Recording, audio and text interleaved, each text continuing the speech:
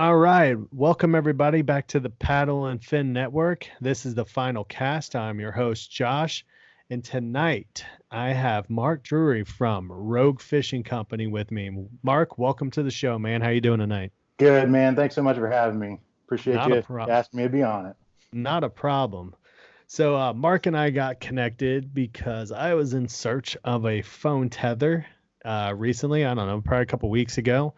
And I was right around Christmas time when everybody's online and shopping their faces off. And I just happened to, I kind of went in just blind. I didn't know any companies' names really. I'd heard of some stuff here and there, but couldn't really remember anything. So I just kind of looked up phone tether, and Rogue was one of the first companies I opened up. I think yours actually was the first one I looked at, and found a nice phone tether. But I got sold on one of Mark's packages called the Essential Kit, and it came with four different products, I think. Yeah, four. Because you guys have the gunslinger or something like that. Some nickname. Mhm. What's the one? What's that called? The different packages we have is the starter kit, the essentials kit, which you got, Yeah, and the pro pack. the Pro Pack. Yeah, yeah. So I got sold on it because Mark happened to have something I had a need for, which was a drag assist leash, basically for dragging your kayak through shallow water. And I have a system kind of already in place, but I needed a little bit extra length, and this solved a problem.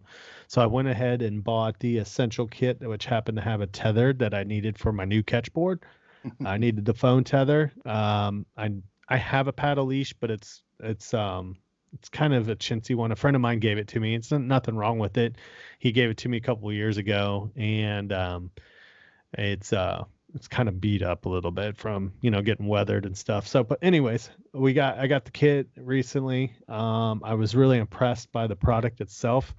Mark uses some really high quality components with his tethers that sometimes you might see lacking in other companies, but we'll get into that a little bit later. A little bit of product description. Mark's going to go over some stuff with us. So first thing I wanted to ask you, Mark, what got you into kayak fishing or fishing in general? Because I did notice after I Facebook stalked you a little bit that you are a kayak fisherman also. Yeah, I am. I am. I fished my whole life. I'm originally from Central Florida, and we had a pond in our backyard that every day after school I'd go down. Me and three or four of the neighborhood boys every day would go fishing Yeah. at. And so it's been something I've done as long as I can remember.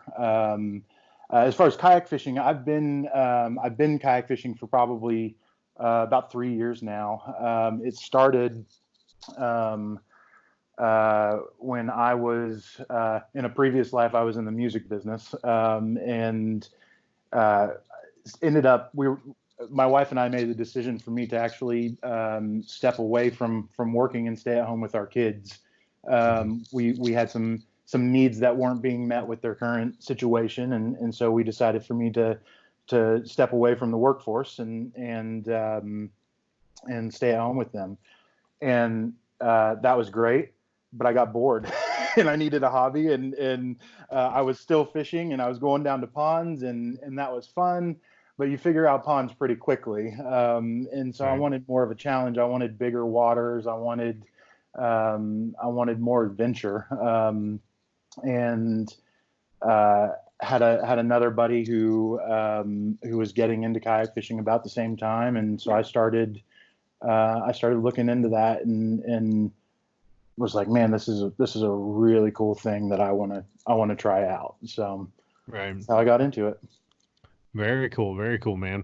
What kayak are you currently paddling? I've got it's I think it's the first year they sold them. It's a 2017 Native Titan 13.5. 13.5. Pedal It's drive? pedal drive. Yeah. Yeah. Oh goodness, I wouldn't want to I wouldn't want to paddle that Yeah. thing That thing's a for beast. too long. Yeah, it's a beast, but Do they even make that as a paddle boat, or is that their pedal drive what Um, it's called? it is their pedal drive, but it's not terrible. I've had other kayaks before this that were actually tougher to paddle than barge of a boat. Yeah. So, Very cool, man. So how do you like it so far? oh man, I love it. I've had this boat for going on 2 years now. Just I think 2 years into this month, and it's been awesome. I'm a big guy, and I wanted a solid platform that I could stand on and fish. And the boats I had before made those claims, and I didn't feel comfortable standing in those boats. And this thing, I got out in the first 5 minutes, I'm having a dance party on the on the deck, and it's an awesome boat, man. And it's right over here, which is what I'm looking to the side for. So um, it's It's like been you're talking to her. Like, I'm letting you know what you mean to me. But yeah, no, it's been a great platform, and I don't have any plans to change it anytime soon. So yeah, yeah. very cool, man. So we'll get into a little bit of business then. Yeah. So let us go ahead and tell us about how you came up with the idea to start rogue fishing. Yeah. And So if you want to kind of elaborate what you guys specialize in. I mean, we kind of got the gist. It's tether company, but you know, you whatever you want to describe it as, yeah, feel free. so sort of the long form tagline that we use is we provide kayakers with the tools they need to remove chaos and frustration so that they can thrive on the water. And so that's really what at the core is at the fundamentals of what Rogue is about is making your time as an angler easier and more enjoyable, and removing that worry and that frustration so that you can focus on what you want to focus on, which is catching fish and adventure, Yeah. because at the core of it, we all want to catch fish, but we're out there for the adventure. Right. So um, that's who we are and what we do. And we started out with leashes, and then we added the drag strap that you were mentioning, which I'll talk about a little bit later, but was they say necessity is the mother of invention. Yeah. And that was the case with the drag strap. But we started Rogue. I was staying at home. I had some folks that I'd worked with at the artist management company that I was at prior to stepping away from that. I had some of them over for a cookout about a year after I had left the company, and was showing some of the guys, hey man, look at these leashes that I've made, and one of them happened to be he was a graphic designer, motion graphics. He does photography, videography. He does all that for the management company. He said, like, man, you need to start a business, selling these things. Man, I don't know. I just the business is a lot of work. I've had recording studios in the past, and that's almost like a I'm too old for this, but he's like, no, man, like this is like really good. And so we started just talking more and more, and I saw the skill set that he had is not one that I had. And I said, man, I'll do this, but I want you by my side in this. And so he's a business partner with me. His name's Jeremy. He's one of my best friends, which is great to be able to enjoy the person that is your business partner as well. Right. But that was in about July of, let's see, we're in 2020, 2019 we launched. So July of 2018. And so we started just really honing in on branding, on what our marketing approach would be, what all the fine details of our products, just getting everything dialed in. And we actually had thought, I haven't really told many people this, but we had thought about launching the before the holidays of 2018. Yeah. So we were going to try to turn around quick. And then I found out, part of the reason for the drag strap, I found out that I needed back surgery. And I said, guys, I said, Jeremy, there's no way we can do this quickly now. Let's launch. Let's shoot for a January 1 launch. And it was still tight with surgery and all that kind of stuff. But We decided to launch January 1 of 2019, so we're just a little over a year old now, and it's been pretty overwhelming, and in a good sense of the word, with the growth that we've seen in just a year. I mean, a year is a long time, but in the big scheme of things, it's been humbling to see the reaction to the work that we started 18 months ago now, and it's just it's been a lot of fun. So heck yeah, man, congratulations. Yeah. Thank you. So I glanced through the website when I made my purchase and got the essentials kit. You guys, I think essentials kit pretty much includes everything except for one of your product lines. Mm-hmm. So let's give everybody kind of an idea what you currently have for rogue fishing, and if you want to go into any details about what what the links are, that sort of thing, kind of give people an idea, because I do know when you look for something like this, the websites, when you're actually shopping, kind of don't give your products justice in regards to what the sizes are, because you are just looking at photos, and especially if you have photos that's just the product itself behind like a white background, right? You know what I mean? So that was one thing I've noticed when I was trying to shop for it. I'm like, you just kind of don't get the idea of how big one of these leashes are. Sure. But you guys do a very good job though of describing what I noticed. You tell what the length is and what it stretches out to be. So why don't you go ahead and let us know what your product line is? Sure. So the core products that we launched with January 1st of last year were what we call the Guardian series utility leashes. There's two different sizes. There's the Guardian 55, and then there's the Guardian 115. The essentials kit that you got comes with one of each size. That basically, the 55 is a 5.5 inch leash. That's when it's tightened, coiled up, it's 5.5 inches. And the 115 is 11.5 inches. So kind of think like with your kayaks, you have the 127 or the whatever the numbers of 13.5 for the Titans. Yeah, it's the same idea, the same principle. Those leashes, they stretch to over 5 times their length. So you can get, I believe it's over 30 inches on the 5-inch leash. So that's 6 times on that one. And then I think it's 50 some inches for the 115. The other products that we have that we launched with were was a rod and a paddle leash. It's called the Defender rod and paddle leash. We wanted to make instead of having a rod leash and a paddle leash and this, specific uses, we wanted to have multi-purposes to them. To simplify it for you, the customer. Yep. Yeah. There you go. This is the paddle leash, rod leash. Yep. So I have a quick question for you then. Sure. Is this cinched down around the paddle like that? Mm-hmm. Yep. Okay. Yep. So yeah, when the paddle's broken down, you just put it right through the shock cord, and then you cinch down you cinch it down, and you're off to the races. And then you can leave it on there with that quick disconnect. Yeah, that's a really great idea, by the way. Yeah, so that was one of the products we launched with, and that coil is actually the same length as the 115. It's just a thicker diameter coil, so it'll stretch way further than the Guardian 115. And that's our rust color that you're rocking there.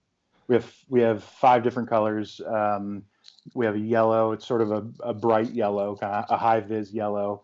A red that's actually almost more of a burnt orange color. We have the rust that you have. We have a green, which is it's a darker green than this. It's a moss green almost, and then a black, just all kind of a blacked out that we call rogue black because it sounds, but that does sound cool. Yeah, I mean, it's a cool company or name. So oh man, appreciate it.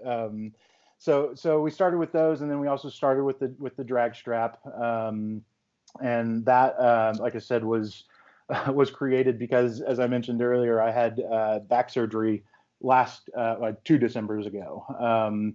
And I had been struggling with back pain prior to that, and I've got a heavy boat. I think it's 185 pounds without gear on it. So, Yeah. it's a heavy boat, and I thought, man, there's got to be an easier way. And I had a stand-up assist strap from a previous kayak, and I thought, man, I'm going to throw that on the front handle and see how that does. And it was great, but it just wasn't very comfortable because it was just two loop ends sewn together, and it kind of dug into your hand when you're pulling it. I thought, man, I've got an idea. It's lightning struck, and so I created that, and I tested it out for several months just to test, if it were to break, it's going to break on my kayak, because it's so big.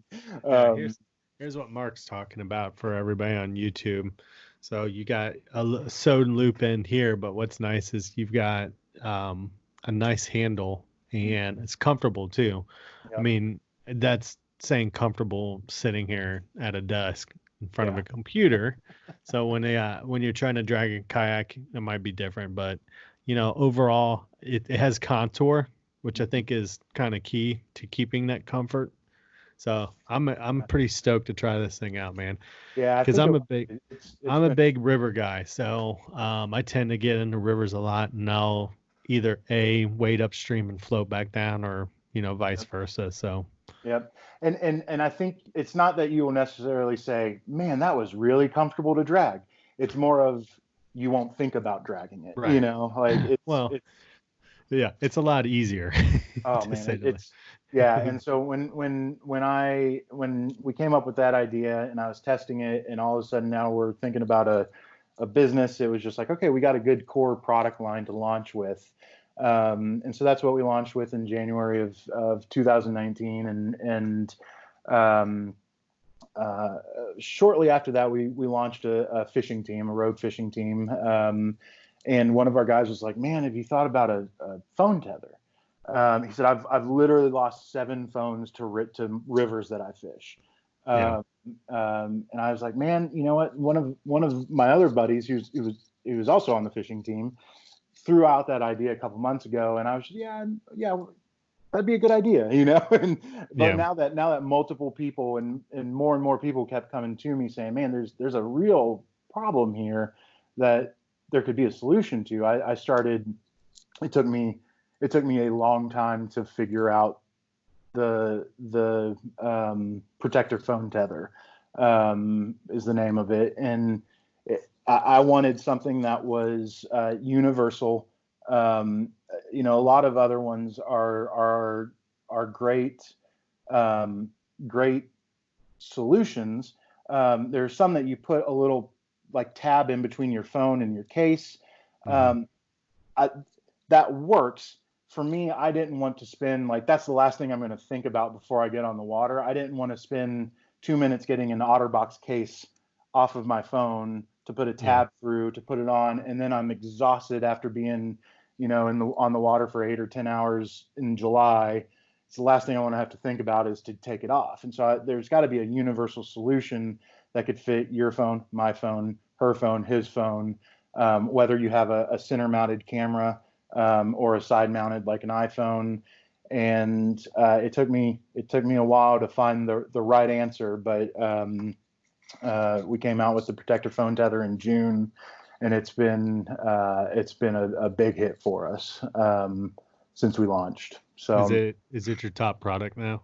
It is. Yep. Yeah. It followed by the drag strap, and they're our 2 most unique products. And then the other product that we have, we launched in October of this year.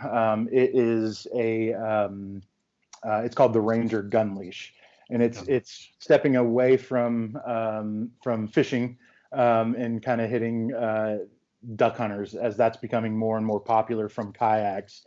Again, there's another real need that your number one tool on the water is vulnerable.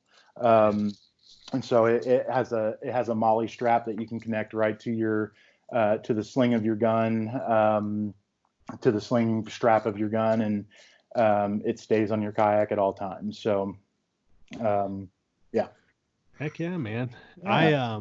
I was sold on your phone tether because of the exact thing you were talking about. You know, a lot of the companies that were kind of out there that I know, and a lot of my friends have used them, Hmm. is that style of that card thing you put in it, and then you close your case. Well, to me though, I was like, I have a life proof case, and I Yeah. mean that thing seals Yeah. like around, and it's hard to get on and off. Like it's Yeah. not the I have to get like a coin to turn inside of a groove to pop that thing Yeah. loose. Yeah. And so I had seen Rogue's phone tether somewhere on Facebook. Somebody had talked about it, Hmm. and I was like, that's what I'm looking for. That's exactly what I need. I don't want to mess with the case. It's waterproof, but I wasn't ever really worried about damaging my phone. I did that last year, but it's because of my LifeProof case, the little bottom battery cover where you plug in to, that Hmm. had broken off. So when I dropped my phone in the water, I dropped it in like 3 inches of water, but Jeez. it fried that battery. So and the guy was like, dude, it'll cost just as much to fix it than just buy a new one. You're up, Hmm. had an upgrade anyway. So, Goodness. but yeah, man, I really dig this style. So, I know I don't know if you heard the story, but our OG Brian Schiller, he lost his phone at a major tournament, and he had actually a phone tether system with him, but he was a little on the lazy side that day. We love Yeah. you, Brian, by the Yeah. way. So I know you're gonna get upset that I'm bringing this stupid story Oh, back up again. I feel for you, Brian. I haven't Yeah. met you, but I feel for you, man. But it was kind of funny what Brian did afterwards. That was kind of the point of what I brought up. Brian put a card, like almost like an old credit card or something, and tied, if I remember correctly, like really high strength braid to it and looped it, and then strapped something similar to this to it. And it was funny because it took off. There was a lot of our buddies and stuff that started doing that. So everybody's carrying around these phones with this little like 2 inch piece of braid hanging out of it. Hey, it works in that style that the other companies make. It works really well. They're Yeah. great. It's just it's a time thing. Yeah. Every second when you're in a tournament matters, Yeah. and you want to get on the water as soon as you can. And so I wanted to create something that was a little bit different, just a different for market differentiating. To Right. differentiate us from the other things that are on the market. And it's been a big success for us, um, and yeah, so it's been really good. Cool. Cool. So let's talk about the actual leashes themselves. Hmm. So I asked you, I was assuming that you guys did not make the actual cord part, but you did correct me on that. So you want to go through like the process of what it takes to make your actual leash? Sure, sure. So there's a couple of different of us leash companies out there on the market right now, and the process is the same. The general process is the same. You'll see there's some difference in fit and finish between some of them, and it's a lot of it could be preference. But the general process is the outside. I'm going to reach through here and grab one. Is the outside, that's our yellow, is a hair hanging down, um, is a paracord sheath on the outside. On the inside of that is a monofilament core, which is a fancy way of saying trimmer line. It's basically weed eater line that's on the inside, and so we've devised a system to where we create a uniform tether that looks the same time after time. And I've got molds over there, but basically what you do is there's a bit of a labor intensive process, at least when we've been starting out, where you cut the paracord to length, you cut the trimmer line to length, you gut the paracord of the 7 strands that are inside of it, and then you have to manually kind of put the weed eater line through. We're actually working on a proprietary process right now to eliminate that step. That will allow us to hit more and larger retailers. That's one of our number one priorities in 2020 is to focus on the retail wholesale side of the business, and Right. and that process that we're creating is going to allow us to do that with much more ease than before. But you basically just weed it. You feed it the weed eater line through the paracord, and then you wrap the paracord. You wrap the whole thing around a dowel rod. You can pick your different sizes. If you look at your Guardian 55 leash versus your Defender paddle leash, Yeah. those are different size dowel rods that you wrap it around, and you wrap it around to a certain length. And then what you do from there, and there's YouTube videos that show you the process. So nothing about this is like me divulging all the secrets. Like Yeah. we all got this process from YouTube. But you then boil it around the dowel rod for 15 minutes, give or take. Some guys say 10. We do ours for 15 minutes. And what that does is that loosens up the line memory of the trimmer line. And then after it's boiled for 15 minutes, you throw it in the freezer for 15 minutes, and that locks in the new memory of the line. So literally this is, I forget how many feet exactly, but this is probably 8 or 9 feet of line all wrapped into 5.5 inches. Maybe not 8 or 9 feet. That might not be right, but good luck breaking it, Yeah. because it is 0.095 is what we use trimmer line. And then we really wanted to focus. I'm very much a detail person.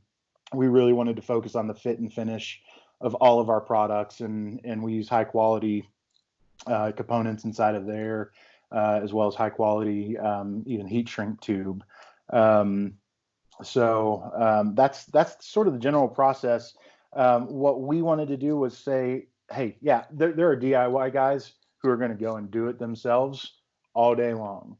And that's great. That works well for them. We wanted to create these and make them at a price point to where I literally had a conversation with a local guy here just last week, where he was like, man, I've made them before, but at your price point, why would I take the Saturday to go and make leashes? Right. Whenever we're busting them out at 50 or 100 at a time here, we can do it and put it at a price point that makes it affordable and make it work for everybody. Right. So it's not a proprietary process to actually make them, but we did want to separate ourselves from what you might be able to do at home, and then also from some competition with fit and finish and the very fine details of our products. And then adding things like that quick detached strap on the Defender, is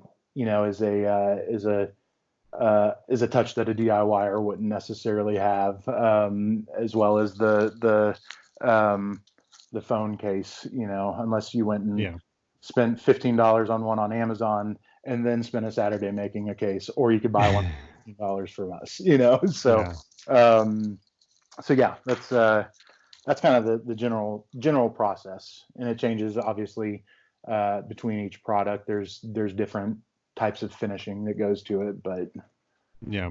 Yeah. So are you making these to order, or are you making them ahead of time and you have a stockpile? I make them ahead of time as much as I can. We had a insanely busy December. I underestimated how awesome December would be, and so there were literally times, if some of you guys that are watching this ordered it in towards the middle of December on, even to right now, I'm out of certain colors. Green and black are our two probably most popular colors, but they there are times when I was selling ones that I didn't have, and it's like, oh shoot, I need to go out and make one, and so I'd go out and make one, and then later that afternoon or evening I'd make 20 of them, and then a couple days later, oh shoot, like that color is out again. So but that's the stuff I thrive on. Owning a small business, a new small business is that hustle that's just in me, and I live for moments like that. And and that's what you get when when you have a business that's growing. So it's been, we try to stockpile as much as we can. All of our retail orders that we make, and we're upfront with our retailers as we get dealer agreements and everything in place. All of our retail orders, wholesale orders, we actually do make those to order. So if a company orders 10 of this color, 10 of that color, 10 of that color, we're out making 10 of this color, 10 of that color, 10 of that color. But for everybody who's buying through the website, we try to pile it up as much as we can so that we can get it out as quick as we can. Right. We generally, and I probably should, but we haven't really even advertised this, but most orders that get in by 1 ship same day. And the only reason why we say 1 is that's when the post lady comes, so so that's really where we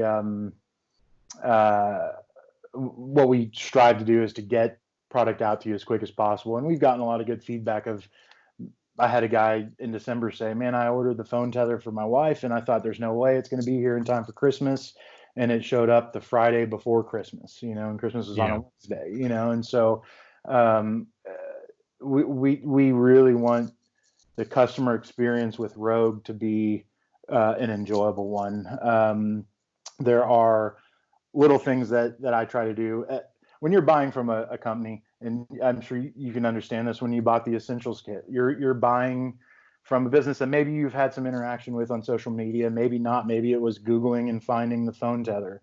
But it's a very cold transaction when you're just putting in your credit card information and hitting, confirm payment or whatever it is, and then you get an email. So I wanted to try to personalize it as much, make the user experience as enjoyable as possible with even a $9 leash. We on a $9 leash, you can't have the Apple effect. When you open up your Apple phone, there's that suction on the case, when you open it, and you can't do that with a $10 leash, right? But I wanted to personalize it somehow as much as possible. And so we handwrite a letter in every order. There it is. Yep. Thanks so much. And I saw this, somebody else post about this. That's pretty awesome, man. Yeah. And there were times where I felt like I had carpal tunnel.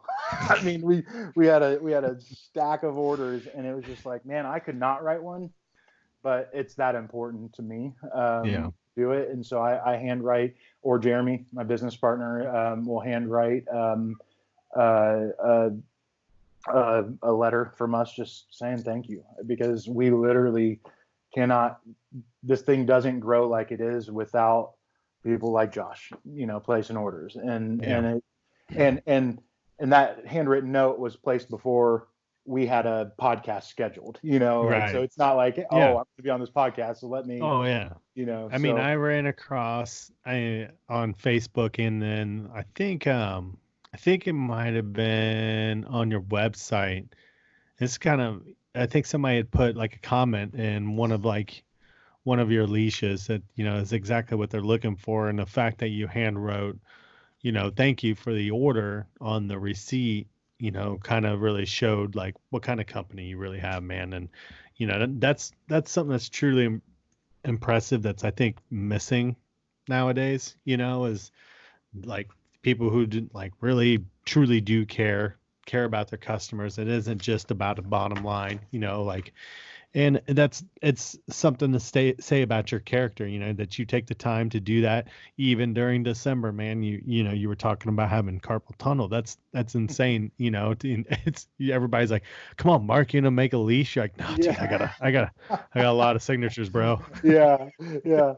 Man, I appreciate you saying that. It really is something from back in July, like generally from the beginning of the business, from the beginning ideas of the business that Jeremy and I were talking about, is we just agreed that we wanted the ethos of the business to be about treating people how you would want to be treated, do unto others, and it's like, I I genuinely want to interact with our customers, so that they feel the way that I would want to feel, would like to be feel. Again, like you're saying, unfortunately, you don't get that with every business, and there may come a day where something has to change a little bit for us if we continue on the growth pattern that we're on.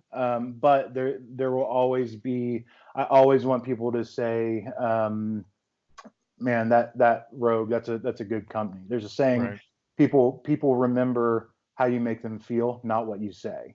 Right. And so that's something that I've really wanted the company to live and die by, is how we treat others.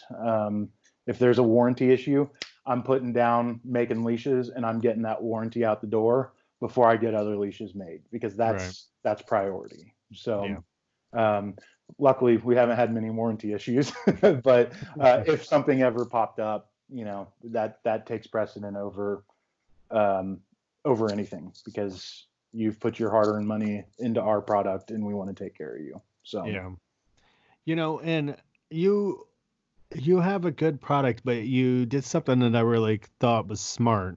Was with these like little kits, these package type deals that you got going on. When I looked at that, and I was kind of like, man, that's saving some good cash, like overall. Like everything that I got basically one of everything except for the gun leash. Right. And I was like, $55, man. I got a phone tether, a catch tether, a drag assist, another 115 tether, or no, I'm sorry, that's the one. But the paddle Yep. leash, and then the 55, and the 55 and the phone tether are the same size, right? The phone No, tether, shorter. tether's shorter. Yeah, it's the smallest leash. It's only, I don't, we never actually measured the actual length of that leash. We just made it to where it made the most functional sense on a PFD or something. Yeah, I got you here. Yeah, it's definitely shorter. Yeah. I mean, actually, overall length of it, the phone Yeah. tether's longer, but the Yep. actual coil itself is a lot shorter. So, Yep.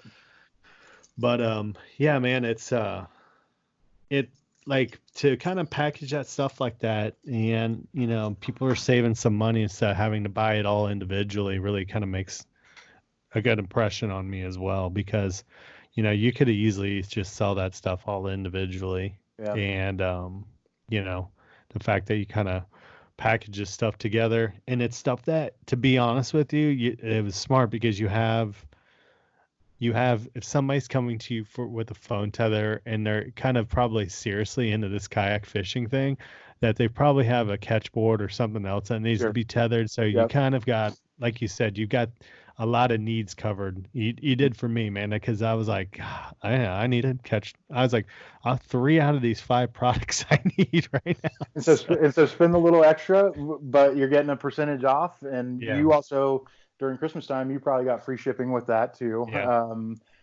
So that's something we launched. I believe we launched on Black Friday. So that was a new thing, doing the kits, doing the bundles like that, and they were wildly successful, and we're going to continue to carry those on, at least for the foreseeable future. Cool. At least into season. But yeah, it's a great way to stock up on what you need, and get all your gear covered and saved. So yeah. Yeah. So what was your guys' key to getting the word spread about your for these leashes? Like, how were you guys marketing? Were you utilizing social media? Yeah. Great question. So we launched, like I said, in January. January and February were both pretty slow months, and to be expected. It's I told everybody that as we were launching this, I said, man, we're launching this at the worst time possible to launch a business. We're launching in January when it's not fishing season. Yeah. And we're launching it in January when people don't have money from December, so it's like, it just was like a double whammy, where a lot of people were licking their wounds from Christmas shopping. And so the first couple of months were slow, and they were expected to be slow. It was more of getting our products in the hands of people. We knew we had a great product, and if people could touch it and feel it, they would share it. Yeah. Especially with the fishing community as a whole, especially kayak fishing. But people talk, for good or bad, people talk, and Yeah. we knew that if we could get our hands into our product into the hands of people, that it would start to catch on. And we're lucky to be in um, a solid fishing market here in Middle Tennessee. We're just south of Nashville. It's a really good fishing market. It's not a Texas, California, or Florida, but it's kind of next. Almost, it's kind of like football. Like, we have really good football. It's not Texas, Florida, or California, but it's the next. So so yeah, we are currently a lot of our growth that we're seeing is from sort of, I would say, two main things. The first would be social ads. We're running at any time we have 1 to really 9 ads going at a time. And that's really just helped spread the word. And some of those ads, they start to get hundreds of likes, and then even more, and then 100 comments, and that's all social proof that whenever that ad pops up on somebody else's screen as you're scrolling through Facebook, oh, look, this thing has a bunch of likes and a bunch of comments. Let me read through the comments. This is a product I'm interested in. And it's social proof. At that point, it starts to kind of sell itself, if you will. So we have social ads, which is a big component to what we're doing. That's going to probably change a little bit this year. We're thinking with the election. What a lot of people may not realize is there's limited landscape in the ad space for Facebook. That's why they started putting ads in their marketplace, in their stories. They have more ads than they have real estate to sell it to. Mm-hmm. And the last 2 presidential elections have been won on social media. That's what they say. And so that we don't know what that's going to do to ad pricing. So we have some strategies that we're going to implement here pretty quickly into other social platforms outside of Facebook and Instagram, so that we're not getting eaten up alive from these multi-million-dollar budgets of election campaigns. So that's been a big strategy. Also, from the onset, was an influencer strategy. That was big for us early on. Hey, can we get influencers on? What does an influencer mean? Is it somebody that has 2,000 followers or somebody that has 300,000 followers? The answer when you're a new company is yes. Anyone. Who has any sort of influence that might be able to help spread the brand and brand awareness. And so we started targeting influencers early on, and we got 95% no's, because we're a new company and they don't know who we are. They don't know our products. They don't know anything about us. And I told that was almost to be expected. We weren't too deterred from that. We're going to keep on our game plan of consistent content through our social channels, quality content through our social channels, both visually and the written copy of the post. And we're just going to kind of keep on our path. And then about a month or 2 after we released the phone tether, it was about a month after Chad Hoover released a video of him dropping his phone in the water. There's a quick little 15-second clip of him pulling it out of his PFD, fumbling it, and it goes in the water. And you can just see he was out shooting with Gene Jensen, Fluke Master, that day. And you could just see him, he looked over and he said, "It's gone," or something, something like that. And Chad lives about 45 minutes from us. I way before Rogue was even a twinkle in my eye. I had been to Chad's house. He supports our local chapter here, our local club, and had us all over for a cookout. And I met him there, and super nice guy. And again, Rogue wasn't even thought of at that point. I never wanted to, whenever we were launching this, I never wanted to go to Chad and say, "Hey, Chad, hey, look what I've done. We live in the same area." You get that every day when you're in the music business, and I know the turnoff that is for artists, for engineers, for artist managers, and for somebody like Chad who's that public figure like an artist is. I knew that it would be a turnoff, and it would be noise, and we have so many mutual friends. If something was going to happen, I wanted it to happen organically. Right.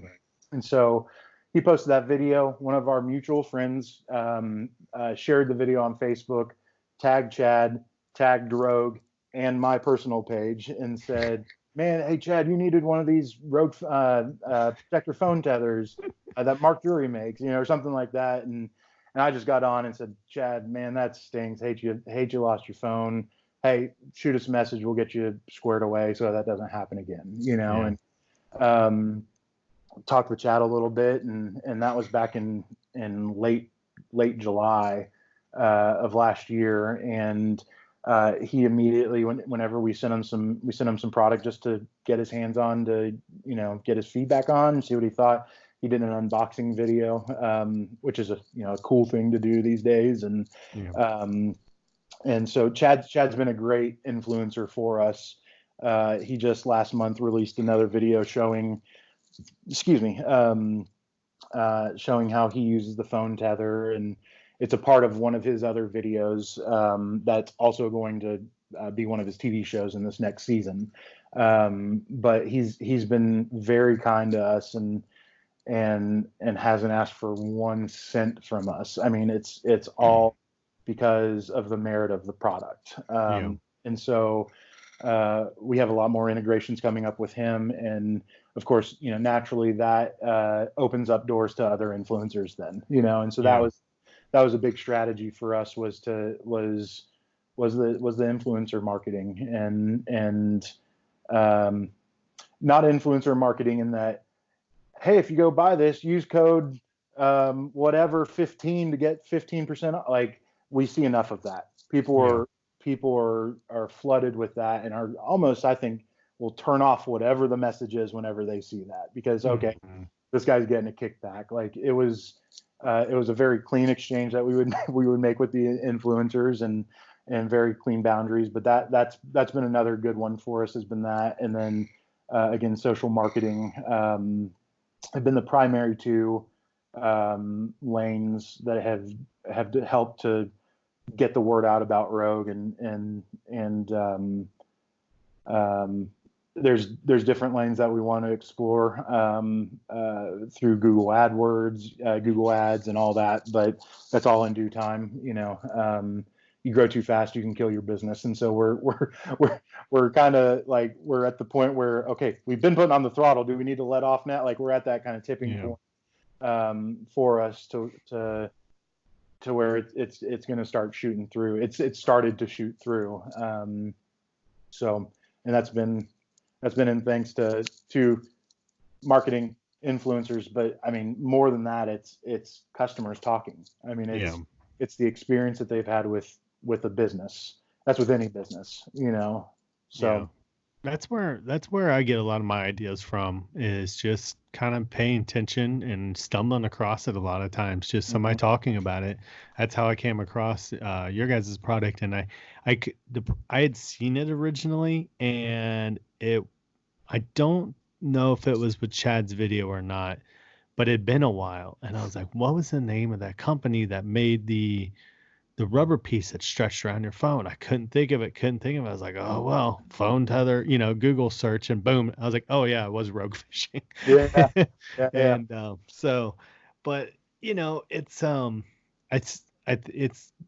as long as you're making a good product, and you stand behind your product, and you have the character that you do, man, the world's yours. You Yeah. guys are gonna you should keep just going up.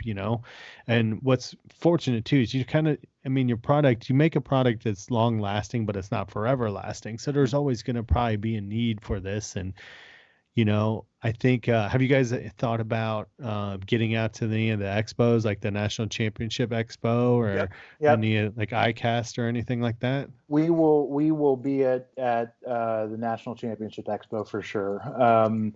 I was just talking with Chad last week about that, and with Christy. But ICAST is, we would love to do that. And that's on our very short list of ones. A lot of the more regional expos are going on the end of this month. We're currently finishing the design on our booth stuff right now, so there's no way we're going to make it at the end of the month. But National Championship ICAST is on the short list. That comes with a heavy price tag, heavier than most. So we're just trying to weigh the opportunity cost of what that costs versus the return. The paddle sport retailers, where is that, in the Kansas or Oklahoma, I think. Maybe Canoe. You heard of that? I have not. No. Yeah, check that out too. I will. But yeah, that's the next step for us, is to start to do that, because that'll get us in front of just more people, and in front of more retailers. Like I said, retailing is a big priority for us this year. So but we'll definitely be at the national championship in some way, shape, or form.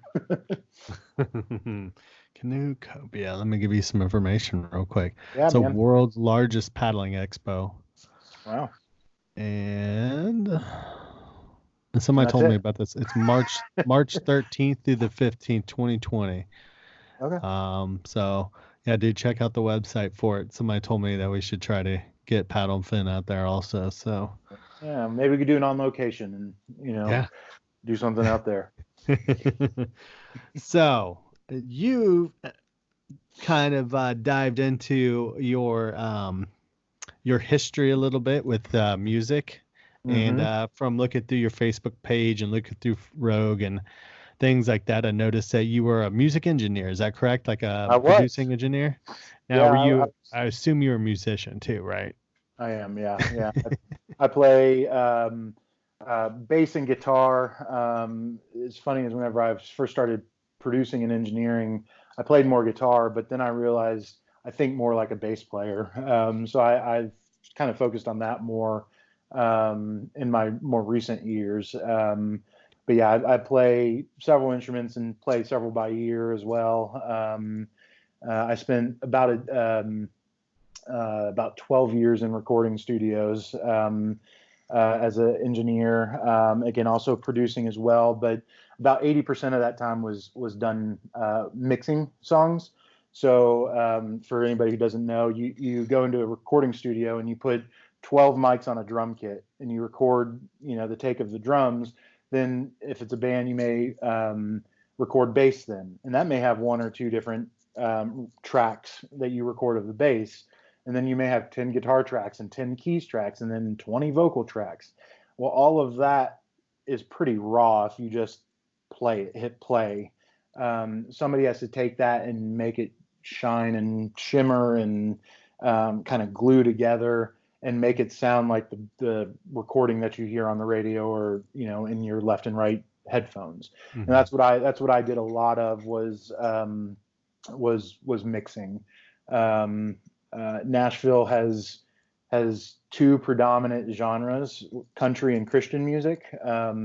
There's also actually a heavy singer-songwriter presence as well, sort of a artsy, hipstery kind of a scene. I did about 75%, 80% Christian music, and then the other 25% was that sort of singer-songwriter type. And that's where I lived most of my career. After the recording engineer, after being an engineer, my dad's been in the sales side of the Christian music business, specifically of the Christian music business, for going on 50 years. He's a veteran in the industry, and he had his own distribution company And so I went to work for him part-time for about 3.5 years, and I managed a lot of his digital sales through iTunes, Amazon, Spotify, all that. Along while I was doing that, I also learned a lot about wholesaling product in general, which has come in handy now. Discounts and just how to even just communicate with a buyer of a store or a chain, and so I did that for several years, and then the last thing I did was I moved into artist management. I managed a Christian artist for it was a year and some change, I believe, is what I was there for. And that really honed my operation chops. I mean, and marketing. And I mean, when you're an artist manager, you're doing everything, right? Yeah. I mean, you're a small business owner and your business is the artist, right? So Mm-hmm. I got a lot of those chops whenever I was managing the artist. And so it kind of felt like as I was talking with Jeremy, my business partner, about launching this, it was kind of like, man, the culmination of everything, like even the production skill set, like knowing what a good quality product is and good content is, because that's where we were going to grow this thing on the onset. It was on social media. That's Yeah. where there's pages of kayak anglers that have 30,000 people in them, is on Mm-hmm. social media. And so that's just having the eye for quality content, the knowledge of quality content. I feel like I gained that through music production. Yeah. I learned the wholesale sales side through music distribution, and then I learned general operations and marketing from artist management. So it's kind of a culmination of all things to launch my own business. All these skill sets, like, okay, I've got a lot of random skill sets now. What do I do? Start my own business.